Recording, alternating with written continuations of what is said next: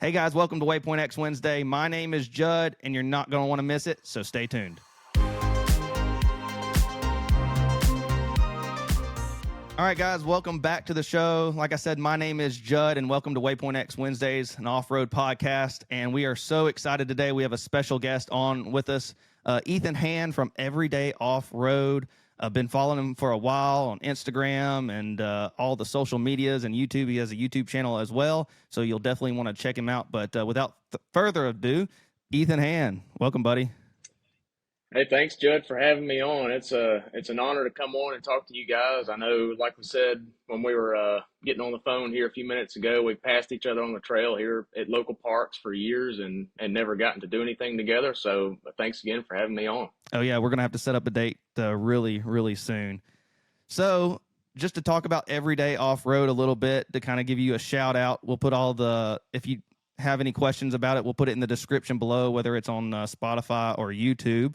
And while you're there, go ahead and hit that follow button if you're on Spotify, and hit that subscribe button, comment, bell for all notifications, hit that like button, all the fancy stuff for YouTube. And then you'll want to go check out Everyday Off-Road and do the same there as well. But let's get into Everyday Off-Road. Talk about your channel, when it started, why, what was, tell us more. So my channel, we got started in 2020. I actually bought my first TJ in 2019.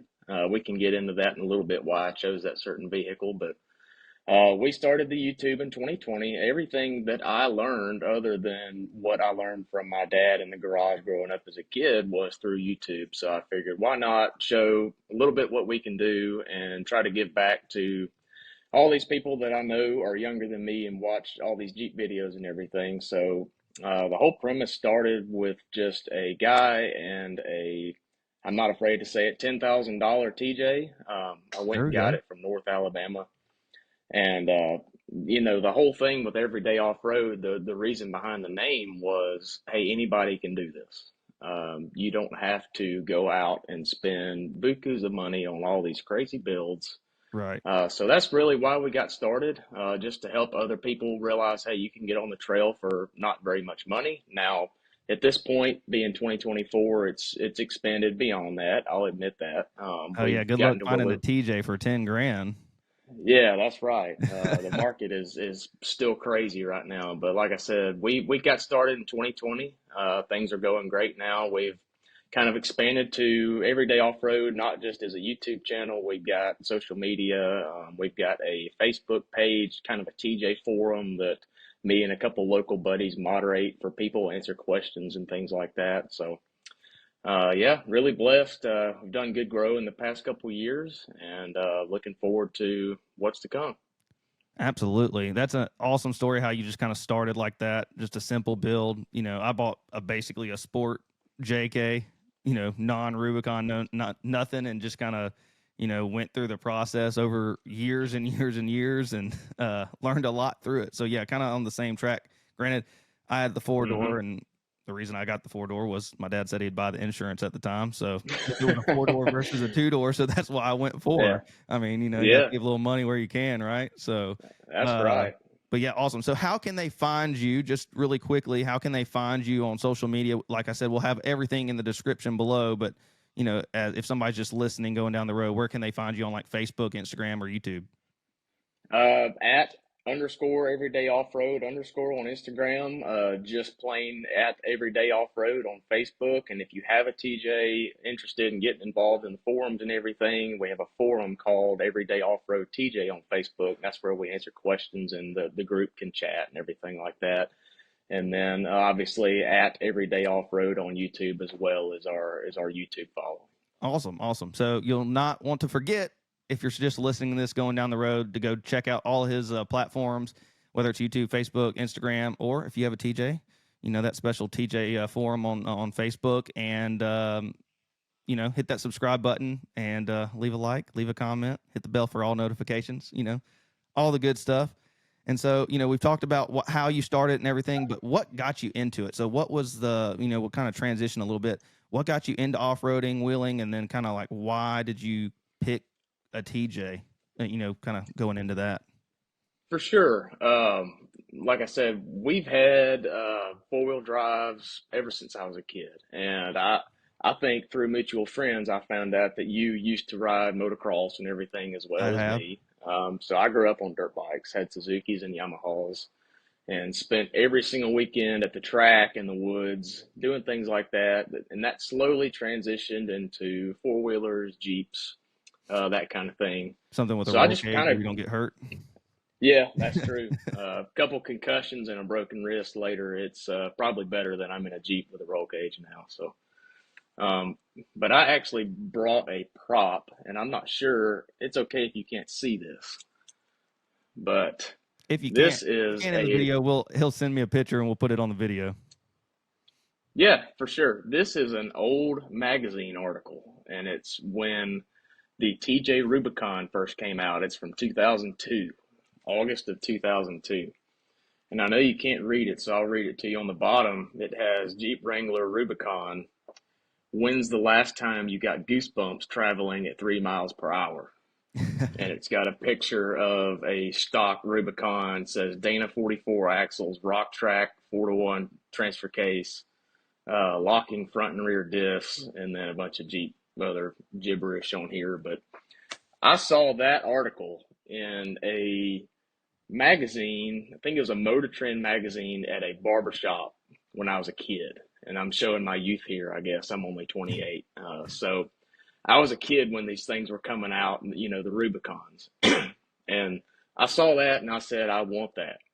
And while we didn't end up with a Rubicon, we're kind of in the same boat as you. I guess mine's an X, which is even below a sport. Mine is an It's X as the well. lowest So, trim. Oh, it is? I thought yours was a sport. Okay. well, it's a sport, but Um, so I guess when they went to the JKs, it was a Sport X, and so yeah.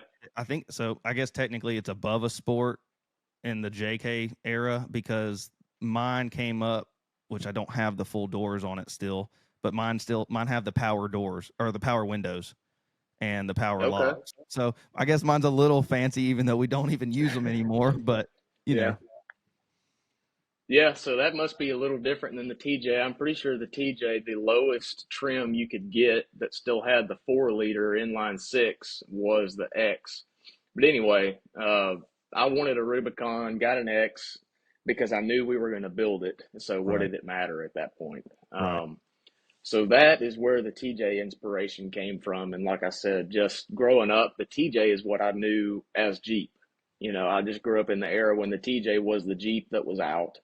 right. And I just always loved them and knew that when the day came and I could finally afford to build one, it was going to be a TJ. So here we are now. That's kind of why I chose the Jeep, I guess. Sorry, I can't remember the other question you asked, but that's pretty much how What I got got you into started with off? the I guess TJ. so that got you wanted you saw the picture, so that's what got you into off roading. Yeah. Like you knew that's what you wanted to do.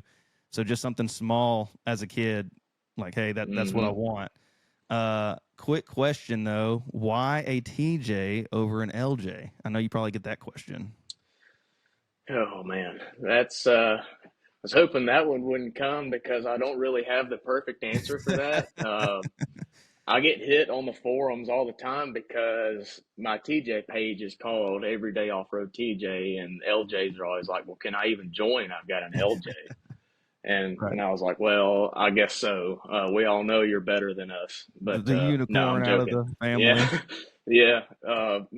I guess the point behind it is if the opportunity came, I won't.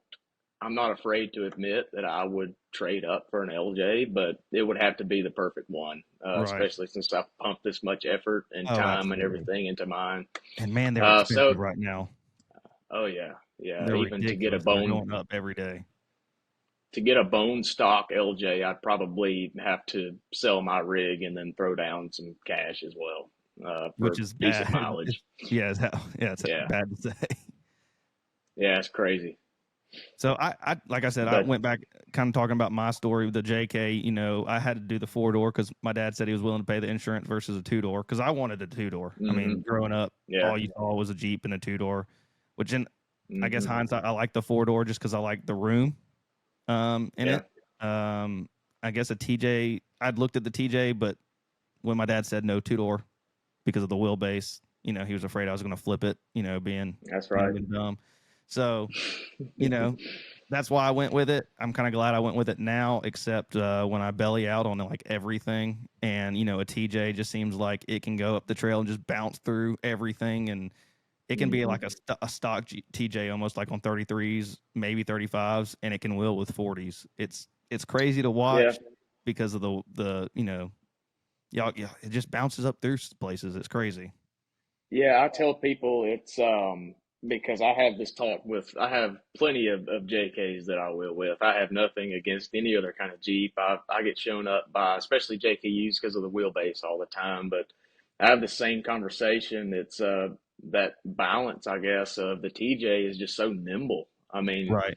unless you put it on full widths and stretch the thing, it can just meander and weave up through things that, tons and 40s are having to sit there and hop because they can't squeeze around the little certain lines and everything that I guess a TJ can fit. So it's just a balance of your driving style, I guess, and there's nothing wrong with either. But yeah, it is interesting to watch on the trail. Well, let's talk about your rig, and maybe in the future we can do a walk around of it or something like that. But hopefully, Ethan will send us a few pictures that we can throw up on the screen while we're talking. So Certainly. if you're listening to this, you can go back and watch it, and we'll have some pictures in the video. But talk about more about your rig. I don't know if you said the exact year. You might have said it earlier, but just kind of go over the basic build. Lift tires. What have you kind of done to it? Yeah, for sure. Mine is a 2004 TJX.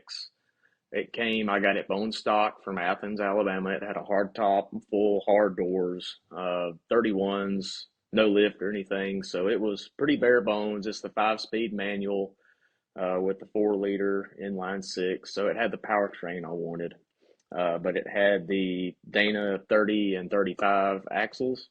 Okay. So I guess a little bit about the build. The first thing I did, being a little bit still young and dumb, other than tackling axles, I lifted it.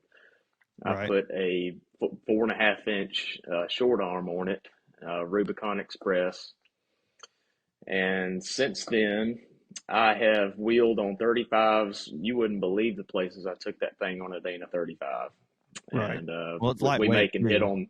Yeah, yeah. Like you said earlier, it can just bounce up things. It's so light. So did a 4.5 inch lift, did a regear to 456, and then I ran 35s for a long time. Took it to Hot Springs, took it to Windrock, doing little modifications here and there. And then last summer, actually around this time last year, last spring, I jumped in and bought a 44 for the rear because I wanted to go to 37s I got and you. get bead locks and everything, which is, as you know, a lot heavier. You're Right. pulling a lot more gear at that point. So Right. So you still have now we're sitting on, you got the I'm 44 sorry, in go the ahead. rear. So you got the 44 in the rear, and you have the what in the front? Still have the factory 30 in the front. Man, trusting That's it, right. trusting it. Yeah. Everything she's Yep. got. Yep. Well, luckily, 488s and RCVs. okay. So luckily, I will say this: that being on the TJ platform, I think that is more doable than the JK platform, in my opinion. Now, like a 2-door, but like if you're a 4-door and you got the Dana 30 on the front, it's gonna grenade. Yeah. It's gonna happen. It's not a matter of Yeah. if; it's a matter of when. Just because it's And I've heavier. got, yeah, I've got a buddy with the same build as mine, pretty much, that wheels with me, and he grenaded his 30 on Rock Creek about a year ago. Mm, So they're not meant to hold 37s, but mm, we're trying to go one step at a time, and it all stemmed really, well, number one, obviously off of money. I mean, you right. can't just go out and buy everything at once, Right. and number two was it's the whole process of the channel to me was saying, hey, what can you do over time Right. with little bits of money here and there? What can Right. your everyday guy do? Right. So people have seen us do some pretty cool stuff. I mean, we just got off of Walden's Ridge last fall, Which is a and gnarly trail. yeah, everybody's like, "You're on a Dana 30?" And I was like, "Yeah." I mean, it. Right. I don't know how to describe it, but so yeah, we're still on the 30. That's the next mod we've got coming. I had a video come out about a month ago talking about we've got a Fusion 44 on the way to match what we put in the back. Okay. So we're about to Ever have axles. ever thinking about going tons, or you don't want to go that wide? Oh gosh, um, The $1 million question. man, it all depends on tire size to me. If I ever feel like I need to go to 40s, Right. that's probably where I would look into 1 ton Which, axles. which I really think so for a 4-door, and I've said this on many of my rides that I've done, like either like a public ride or private ride, with Waypoint X. Let me take my Black Friday ride for example. We do a Black Friday ride every Black Friday, and it's usually more the advanced ride, and so it's all at night, so it's kind of sketchy at some points in time because we're at Stony doing like Rock Creek and dumb stuff. So, Oh yeah. um, a 2-door can get away with such a smaller tire than a 4-door. So like if I say that every 4-door has to have 37s, well then the 2-door has to have at least a 35. And so that's my, it's just because y'all can just bounce and interweave through everything, and it's cheating. And so, Yeah. for like a 37 for you is almost like a 40 for me, is what I've always kind of, thought about it. I don't know what your thought process is wheeling with 4 doors. Yeah, I have witnessed the same thing. 40 may be pushing it, but I've got buddies on like 39 Mm-hmm. KM3s. BFG makes those 39s and Right. 38s and everything on 4 doors that I do tend to get through stuff better on 37s than they do. Right. Um, all that has to do with your breakover angle and Right. everything due to the short wheelbase and all that. But yeah, I have witnessed that myself. So 40s would be like we're heading to AOP this weekend. I've heard it's fairly It's nasty. I've difficult. heard it's nasty. I haven't been there. I'd love to go. Yeah. So we're about to see if 40s are ever in the wheelhouse for me because this is probably one of the harder parks we're ever gonna wheel. So Right. yeah. So the answer to your question on 1 tons is it really depends on tire size. If we get to wheeling stuff where I can tell that I am starting to struggle due to tire size, that Right. would be when I start to sit back and say, hey, where do we want to go with this build? Right. I think we talked. I might have Um, talked to you about this over the phone, but we never went to 40s and ton. Well, I wanted to go to a 40 just for the, I guess, ease of it because I wanted to be able to basically hmm point and shoot. It wasn't really I wanted to go Yeah. do buggy stuff. It was more the fact that I wanted dependability when I go on rides and I'm trail guiding and things of that nature. Um, and I really hadn't ever broken my 44s. The only time I did something to it was the stub shaft going into the hub. I actually twisted the entire stub shaft off into the hub, which I don't really know how you hmm do that. Those U joints were really strong, I guess. Wow. I know, but that's the only problem I had out of the 44. And then I just decided to upgrade because I had the means at the time. A good friend of mine hmm gave me a Dana 60, a junkyard 60. So I had the axle. I just had to buy all the parts to kind of do it. And so then, and buy the rear. But we just wanted something, I guess, dependable. But then again, the 4-door is heavier. So there's pros and cons for everything. But I think, Yeah. like I said earlier, the TJ can get away with a lot more with a lot less. That's awesome. Yeah. I agree. And I guess back to the original question. So yeah, I'm sitting on 37s now, with a 44 rear, 30 front, about to be a 44 front, and that I think I'm going to be happy there for a little while. Right. I I'm think really you will going to too. I'm going to push the rig as much as I feel like I comfortably can, and see what 44s and 37s will get me. I know this question might come up. How is it wheeling in a manual? Because I don't know if I could ever do it. I mean, I've driven manual vehicles before and done that on the street, but I can't say I've driven a manual off road. And so big props to you on Yeah. that. Because I don't think I could ever do it. But I mean, how is that? It's interesting. Me and my buddy Josh, that is pretty much my second in command on everyday off road stuff, talk about it all the time because we're identical. 37s, oh 03, oh 04 TJ, but his is an automatic, and he always has everybody. I'll get crap for saying this on a podcast, but everybody comes up to him after we get through a tough obstacle, and they always say, "Man, you made that look easy." And I don't. A manual is pretty can be jerky. Right. You can stall. A Right. lot of kind of foot riding the clutch and Right. everything, footwork. But the biggest thing we have done to help with that is we put a 4-to-1 rock track out of a Rubicon Okay. in our TJ. So that has really helped. I used to stall quite a bit, especially trying to climb little ledges and everything. Right. Really easy to stall out on that with a manual. So I won't lie, it's tough, but I enjoy the challenge. And like I said, the 4-to-1 has really helped. I got you. Would you have, in retrospect, hindsight's 2020 now, would you have Hmm. gone, but would you have gone with an automatic, or would you stay with the manual? That's tough. You might get If some hate. I being honest with you here, if I had anticipated us doing this much rock crawling, I would have gotten an automatic. I got you. The manual is just, I've always had stick shift ever since I was 16. It's fun to me to drive. Like on the road, I would take a manual any day. But when you're sitting in Rock Creek, it's a little bit different. So, in retrospect, I probably would have gotten an automatic, but I don't want one bad enough to swap one in or anything. I got you.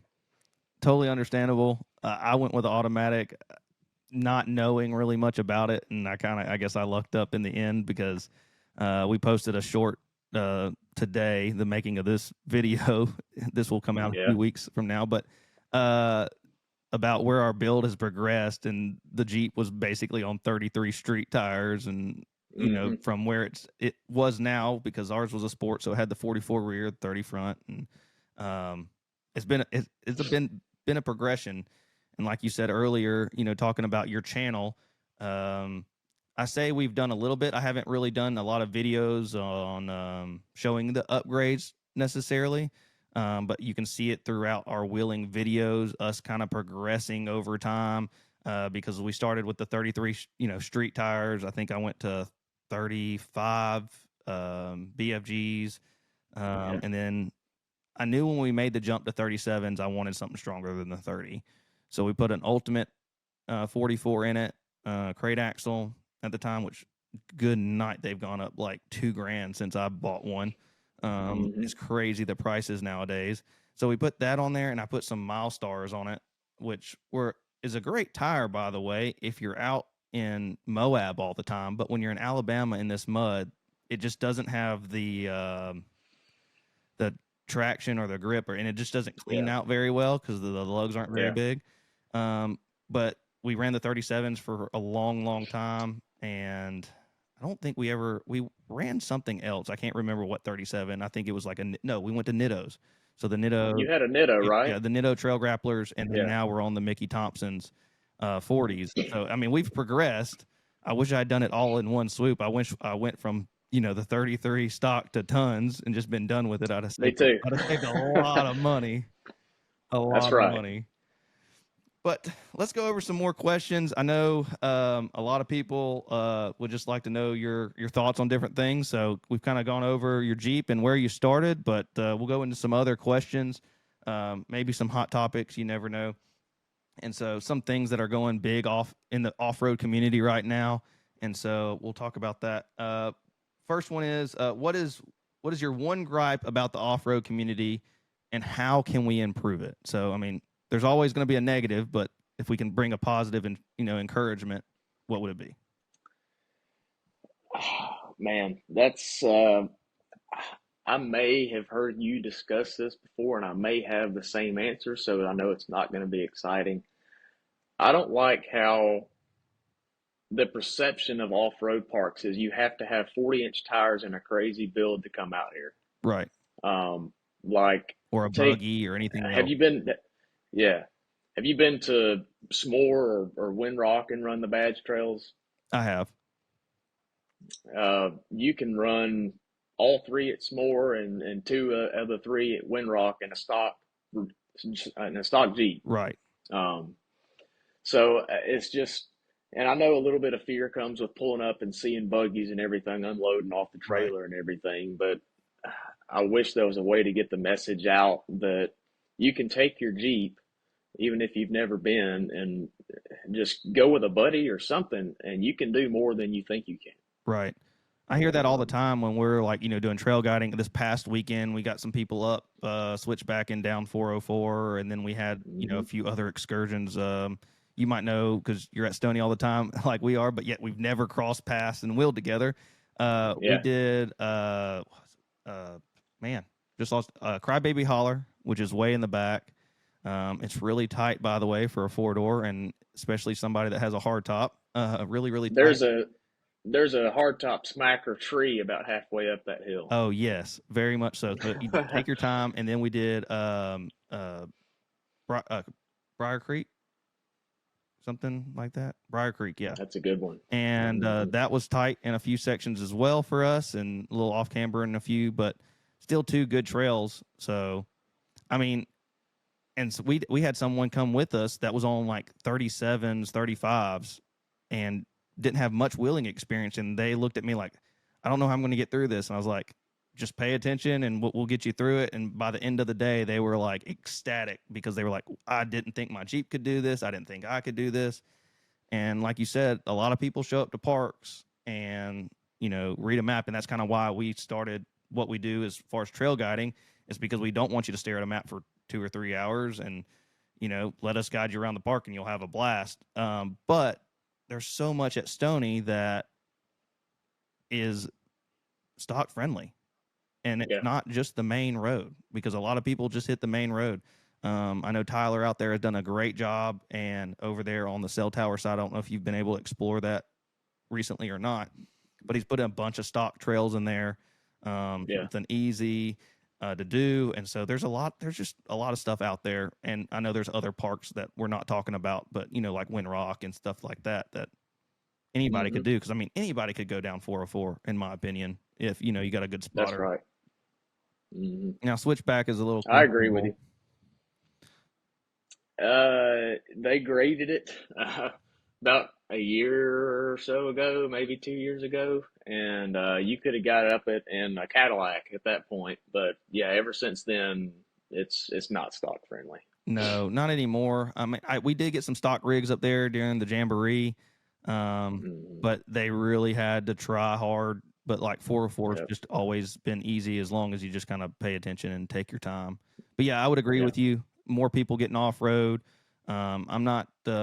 I know I'll get some hate for this, but I'm not downing the Talladega National Forest or anything like that. That's great wheeling, but it's a little different. So I just It think, is. especially if you're going out to S'more or Moab or wherever you're going, Windrock, there's some amazing views out at Windrock that you're not going to get anywhere else. When I don't know where they call it, was top of the world, not top of the world, out at Windrock, where all the I forget what they call that. The windmills and all that, Yeah, I Garrettville mean that's Flats. You beautiful up. talking about? Yeah, Yeah. beautiful up there. Yeah. And Panther Rock, that trail, that's a badge of honor trail. That and so Yeah. that's a beautiful view, and you're not going to get that Yeah. anyway else. Got to take a Jeep or an Hmm. off-road vehicle. Yeah. That's right. I just prefer a Jeep. That's right. So there's a lot out there to explore, and like you said, find a good buddy, find a good group, and go wheeling. Got a few more questions. Uh, the importance of knowing your rig. I think it's a huge one, but I'll let you hit on it. For sure. I can say that when I started wheeling, I did not know my rig like I probably should have. It was the first TJ that I had ever owned, other than my first vehicle ever being a TJ. But I didn't wheel anything like what we do now. So when I bought my rig, I'm not gonna hide anything. I took it to Four Wheel Parts, had it re-geared, had my lift done, had everything done. I picked it up and started wheeling it. And looking back, if something had broken underneath there, I would have had to rely on somebody else or get towed out. And knowing your rig and how it's built is a huge, huge help on the trail, because pretty much now, if I'm articulating through something or in a rock garden and I hear a pop, I can pretty much tell right where it comes from and what the issue is. Right. Um, and the other side is knowing your rig and how it's set up to perform. Like I said, I dropped a new transfer case in. I've played with my shock and spring setup and everything. So it's kind of the same thing as knowing your limit, but knowing your how your rig is performing and just what it's capable of is a massive thing. I'm sure you can hit on it some more as well. Oh, absolutely. I think we talked about it. We're going to be talking about it in some future podcasts, but just knowing like your bolt sizes and things of that nature, if something happens, just knowing the ins and outs. And I'm not saying you've got to be able to go through the motor or anything, but knowing Mm-hmm. what certain things do, like knowing what a spring is, knowing what a shock is, what control arms are, knowing what gear ratio you have. As simple as knowing that you have your lock for your spare, because most Yeah. tires now have the key that you have to have for your lug nuts.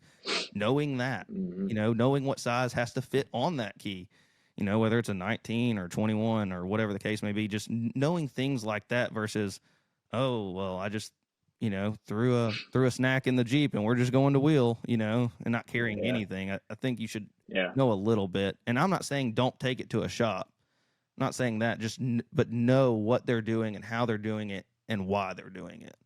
Because I think so Yeah. many people just say, oh, well, here's some money, make it happen, and have zero idea why or anything. And there's not going to down any manufacturer out there, but I've seen it just by wheeling with different people, different lifts, different shocks, different this, that, and the other perform completely different off road and on road. Mm-hmm. Mm-hmm.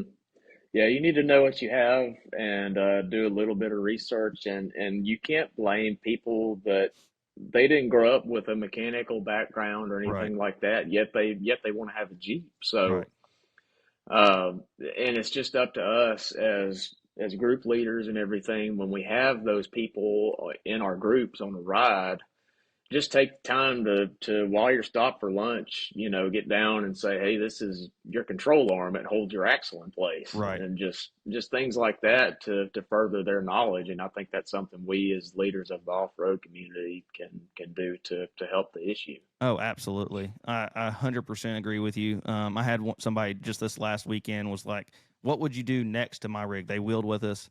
And I said, well, I'd probably, start with this, this. And they were like, well, what's that? And I said, well, this is Hmm. this because it does this, this, and this. And this is why I would probably upgrade it so that something doesn't fail down the road. I think Hmm. it was a JK, pretty decently built JK. I mean, it had decent parts on it, but it still had the stock tie rod on it. Like everything else on the thing Yeah. was changed, but I was like, you Yeah. might want to change that. Um, like out of all the Yeah. things, and they were like, well, what's that? And I said, well, it's the thing that keeps your tires straight and it tends to Hmm. bend and break. So especially the stock ones, when you have 37s on it and lockers, and you're fighting the wheel through the rocks with no ram assist or anything like that. Um, like I said, but I really do like how you said that is we as off-road leaders, people that are, leading groups, leading like that, need to have the knowledge and be willing to pass it on. Hmm. Something in my world and probably anybody's profession is, I'm a fireman. So whatever I learn, whether it's at a class, a conference, or something like that, I need to bring it back and pass it on to the next person to not only make them better at their job, but to make the world a better place. So I think we could do that as a society. If we did that as a society, the world would be a little bit different if we constantly was trying Yeah. to encourage and help people. That's right. If only that were that I easy, know, right? if only if it were that easy. Well, we're going to do our Yeah. last question, and then Okay. we'll go to some closing remarks. But where do you really want to go wheeling? So your dream location, if money was not an issue, it can be, I'll even say this, it can be within the United States or out, and it can be anywhere. I'll have to admit, I've honestly, until you asked that, never thought about attempting to wheel outside the U.S. Is that something you want to do? Like, where do you So go? Is there some Caitlin, stuff in Canada? yeah, so Caitlin, my wife, Jeep Jamboree has a wheeling trip in Iceland. And so you don't take your Hmm. Jeep, you fly out there, they have like a rented Jeep, and you go wheel a rented Jeep for like 3 or 4 days. she wants to go do that so bad Yeah. she can't stand it because of like how beautiful it is out there and stuff like that. I think it's in Iceland. I could be wrong on that. Apologize. I'll throw it up on the screen if it's not. But Yeah. that's where she wants to go, and I think it would be Yeah. cool. But then again, I'm like, I want to take my Jeep, you know. So That's like, how I am. I want my Jeep. I want my rig because I know how it works. I know how it performs. But as far as like in the United States, because I've gone to Moab, I've gone to the Rubicon Trail and stuff like that. Uh, It's you just took mine. it just took yours. Where? Which one? Rubicon Trail, and it's lame now that you said Iceland. I mean, how am I supposed to follow that up, right? But no, the Rubicon has just been a childhood dream of mine, Oh, and Moab is the same way. But the Rubicon, for some reason, is just a step higher. It's just the ultimate Jeep yeah, rite of passage almost. right. We got to do it. Maybe it was 3-4 years ago. It was we were still on 37s. We went out with our buddy Clayton in Texas and a few others, and we did it with Jamboree. So all transparency, we paid them, mine and my wife's passage basically, but that gave us like 3 meals a day for the 3 days, and they trail guided the entire thing, and everything was set up for you. You didn't have to worry about anything. It was really nice. I'd like to go back and not have a trail guide, just kind of do it on our own. But man, you have to take off a long time because it's like 3 or 4 days just to get there for us in Alabama. Yes, And then, yes. 4 days back, and then you're probably going to be on the trail for 2 or 3 days, depending on how long you want to do it. You could technically do the trail in one day if you really push through it. Hmm. I would probably do it at least 2, but I kind of like that 3-day where you kind of stay in camp for a day or so like that. But between Moab and Rubicon, I would probably say Rubicon. Moab's fun because it's like the mecca for all jeeping and off-roading, Yeah, but the Rubicon is yeah. just another experience. No cell phone service. You're just with nature, and it's just I want the full experience. I want to go, like you said, it's probably, I was going to do Moab in 2 days when we do Moab, and that's pushing it from Alabama driving wise to get out there. uh, go So, to at least Amarillo the first day, and then the second day will be a little yeah, easier for you. yeah, yeah. But the Rubicon would probably be 3. And Oh then yeah, I would want to get the full experience, run half or a third of it camp, do another day camp, and then finish out. right, So, like you said, for us on the East Coast, it's well over a week's worth of time, probably closer to 2 weeks, just to get out there and do that. right. Yeah, there's just something about it. Um, the thing is, it happens so early on in our like video, YouTubing thing. I would like to go back and actually, back then you were like, oh my goodness, I got to film this, I got to film that, just stressed the entire time because of, Yeah, trying to get footage. And now I would like to go back and be a little less stressful, because now that we kind of have probably same as you. When you first started, you were like all over the place with the camera, and now you kind of know when to shoot, when not to shoot. It's just a lot smoother of doing things. So yes. I would like to go back and kind of less stressful of a time, and Yeah, have a big group of friends and just go out there and hope for the best.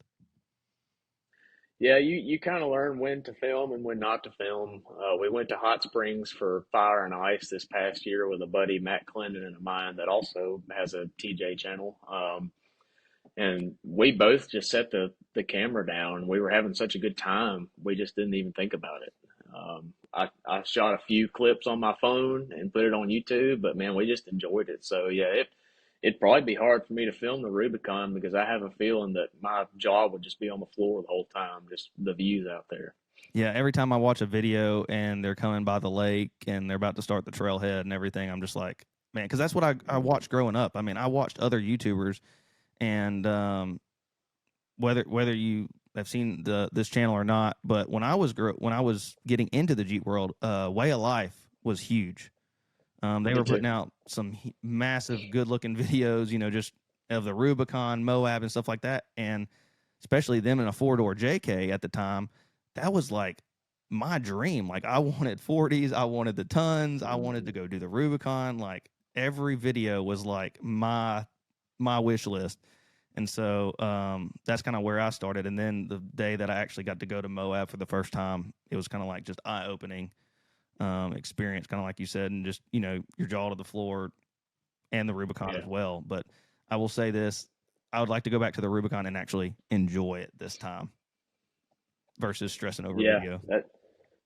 I hear you. I guess I can close out the topic by saying, although the Rubicon is for sure my dream location, a lot of people don't realize what we have here in the Southeast. Oh, Uh, absolutely. we we're lucky to have some very cool terrain, and maybe I can come back, or one day we can discuss this on another podcast. I know this one's probably getting long already, but just the stuff we have around here on the East Coast and the Southeast is unreal to wheel as well. Oh, absolutely. Yeah, we'll definitely have to have Just you back on for sure. yeah, But, awesome. but just to close, guys, we really do appreciate Ethan with Everyday Off Road. Go check out his YouTube channel and his Facebook, Instagram, all the good stuff. He does have that TJ forum, so if you have a TJ, you have any questions about that, go hit him up. And if you are an LJ, he will let you in. So I promise. he promises. So go hit all those platforms up and hit that subscribe button. Leave him a like, leave a comment. Hit that bell for notifications for him. So go check it out. We'll have all that in the description below. And guys, we really do appreciate you tuning in. If you don't mind hitting that follow button for the podcast, hopefully we'll have Ethan back on, hopefully soon, and we'll be willing soon. So we'll hopefully have some footage of that as well. But Yes, sir. don't forget to hit that subscribe button and all the fancy things for us as well. But guys, we really do appreciate you tuning in. Thank you so much, and we hope to see you out on the trail.